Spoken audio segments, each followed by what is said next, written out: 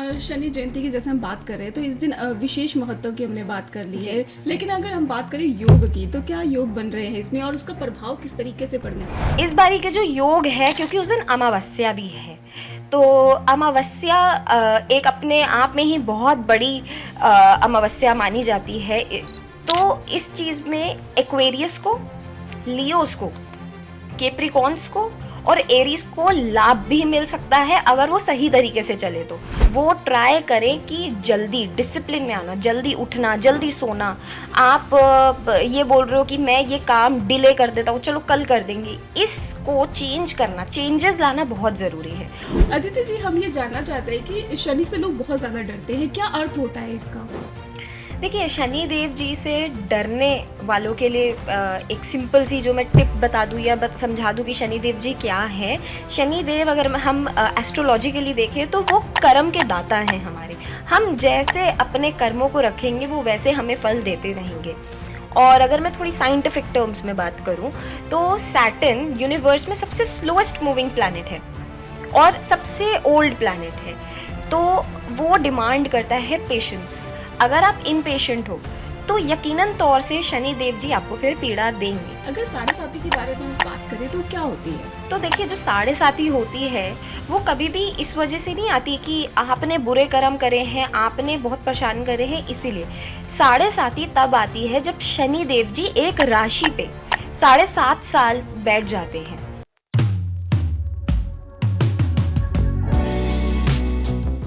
नमस्कार दोस्तों, मैं हूं आपकी होस्ट सुमन पाल। आप देख रहे हैं संगम टॉकीज, जहां हम बात करते हैं उन लोगों से जो अपने काम से, अपने ज्ञान से और अपनी सोच से लाखों लोगों की जिंदगी को दिशा दे रहे हैं। आज का एपिसोड बहुत खास है क्योंकि आज हम बात करने जा रहे हैं शनि जयंती की, यानी उस दिन की जब शनि देव का जन्म हुआ था। कर्म, न्याय और बदलाव से जुड़े इस ग्रह को लेकर लोग जितना सोचते हैं उतना ही डरते भी हैं। लेकिन आज हम उसी शनि को समझेंगे बिल्कुल सही और आसान भाषा में।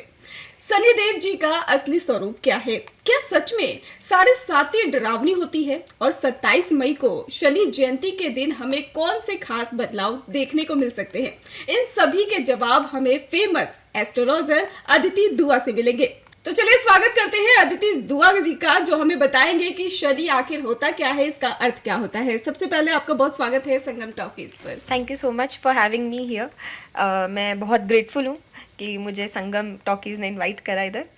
जी अदिति जी, हम ये जानना चाहते हैं कि शनि से लोग बहुत ज़्यादा डरते हैं, क्या अर्थ होता है इसका? देखिए, शनि देव जी से डरने वालों के लिए एक सिंपल सी जो मैं टिप बता दूँ या समझा दूँ कि शनि देव जी क्या है। शनि देव अगर हम एस्ट्रोलॉजिकली देखें तो वो कर्म के दाता हैं हमारे। हम जैसे अपने कर्मों को रखेंगे वो वैसे हमें फल देते रहेंगे। और अगर मैं थोड़ी साइंटिफिक टर्म्स में बात करूँ तो सैटर्न यूनिवर्स में सबसे स्लोएस्ट मूविंग प्लैनेट है और सबसे ओल्ड प्लैनेट है। तो वो डिमांड करता है पेशेंस। अगर आप इम्पेशेंट हो तो यकीनन तौर से शनि देव जी आपको फिर पीड़ा देंगे। ध्यान रहे कि शनि देव जी कभी भी ना हमें तंग करने के लिए नहीं बैठे हो। वो ऊपर बैठे, कोई उनको ये नहीं पता कि आज एक पिंक कलर की लड़की मेरे बारे में बात करी, अब मैं इसको परेशान करूँगा। नहीं, वो मांगते हैं डिसिप्लिन लाइफ में। अगर आप अपनी लाइफ में डिसिप्लिन्ड हो तो शनि देव जी ऑटोमेटिकली आपको अच्छे रिजल्ट्स देंगे।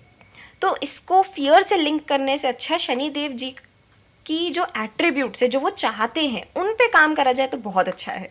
जी, अगर साढ़े साथी के बारे में बात करें तो क्या होती है? तो देखिए, जो साढ़े साथी होती है वो कभी भी इस वजह से नहीं आती कि आपने बुरे कर्म करे हैं, आपने बहुत परेशान करे हैं, इसीलिए साढ़े साथी तब आती है जब शनि देव जी एक राशि पे 7.5 साल बैठ जाते हैं। अब वो 1/4 लोगों की चल रही है, जैसे अभी करंटली मेष राशि एरीज की चल रही है, कैप्रिकॉर्न्स की चल रही है, एक्वेरियस की चल रही है और साथ में लियोस की चल रही है। तो इन पे 4 राशियों पे तो शनि देव जी है ही 7.5 साल के लिए। 4 राशियों पे तो शनि देव जी बैठे ही हैं। पर अब वो कैसे रिजल्ट्स देगी 7.5 हमें, वो डिपेंड करता है हमारे कर्मों पे। अब अगर हमारा कर्म अच्छा रहा है, अगर आप भले ही ना दो गौ माता को रोटी, ना पूजो भगवान को, पर अगर आप दिल से साफ हैं तो शनि देव जी कभी भी आपको पीड़ा नहीं देंगे। ये कहीं नहीं लिखा कि शनि देव जी आपको सिर्फ पीड़ा देने के लिए बने हैं। जी। तो ये एक थोड़ा सा माइंडसेट है जो हमें साढ़े साती में चेंज करने की ज़रूरत है। साढ़े साती जब चढ़ती है ना, वो हमें लर्न कराती है चीज़ों को। जो हम चीज़ें गलत कर रहे होते हैं ना, शनि देव जी हमारे एक टीचर की तरह हैं। एक आप समझ लो आपके ग्रैंडफादर की तरह। अगर आप कुछ गलती करोगे तो वो डांटेंगे ही ना, कि नहीं ये गलती करिए, ये सही चीज़ होनी चाहिए। नेक्स्ट टाइम से आपको वो चीज़ लर्न करनी है एंड अपनी लाइफ टाइम पे वो दोहरानी नहीं है। जी, शनि जयंती की हम बात कर रहे हैं तो उस पे क्या महत्व है, क्या सबसे ज़्यादा इम्पोर्टेंट माना जाता है उस दिन? शनि देव जी का उस दिन बर्थ हुआ था। शनि देव जी बॉर्न हुए थे उस दिन। तो ये अपने आप में एक बहुत बड़ा सा महत्व बन जाता है। और जो इस वाली ये वाली जो शनि जयंती है वो 27 तारीख को पड़ रही है, और उस दिन बड़ा मंगलवार भी है। और शनि जी की जो एक काट है, जो शनि देव जी अगर किसी से डरते हैं तो वो मात्र हनुमान जी से डरते हैं। तो इस वाली ये जो साल की है वो अपने आप में ही बहुत बड़ी और ऑस्पिशियस बन जाती है शनि जयंती।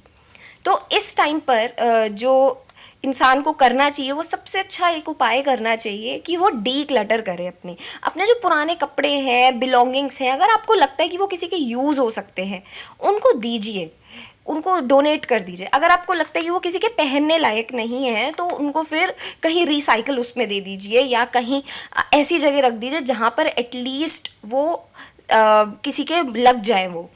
और अपने जूते, इस दिन जूते का दान देना बहुत अधिक माना जाता है, तो जूते का दान दीजिए।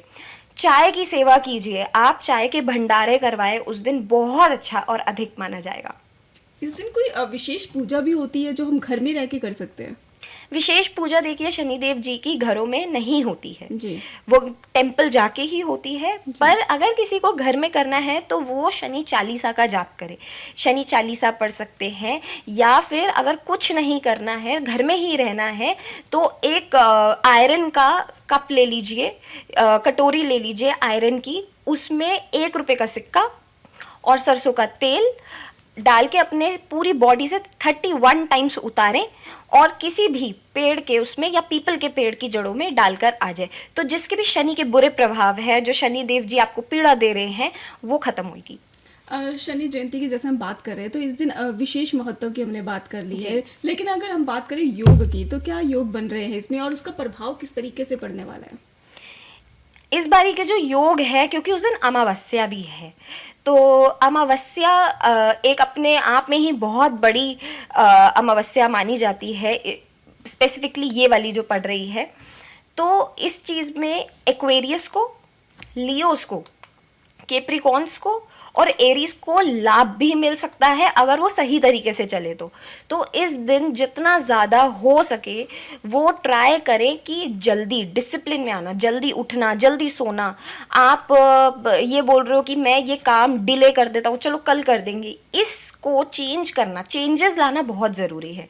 और इस चीज़ को अगर आप लॉजिकली देखेंगे और ना सुपरस्टिशन से जोड़ेंगे तो ज़्यादा बेटर है। अपने अंदर एक चेंज लाएं उस दिन, एक ये बना ले कि नहीं मैंने जल्दी सोना है, जल्दी उठना है, अच्छा खाना है।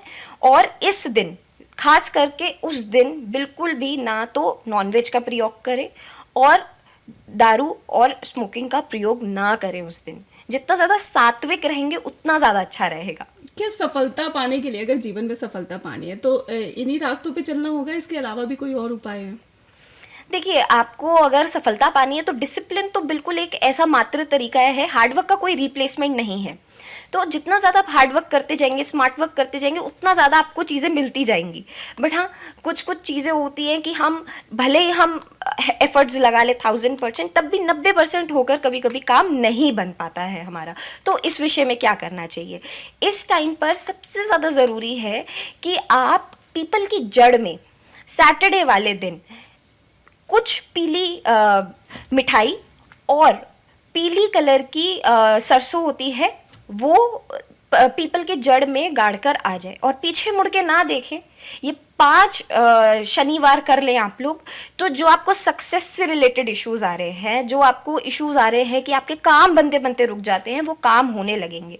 मात्र सिर्फ 5 शनिवार पीली सरसों और पीली मिठाई पीपल की जड़ों में गाड़ करानी है। जी, अगर हम आधुनिक जीवन में अगर इसका प्रभाव देख रहे हैं तो वो भी हमने देख लिया, लेकिन अगर बात करें हम न्याय के देवता कहा जाता है, न्याय करते हैं तो आजकल देखें तो बहुत ज़्यादा खौफ भी दिख रहा है। जी।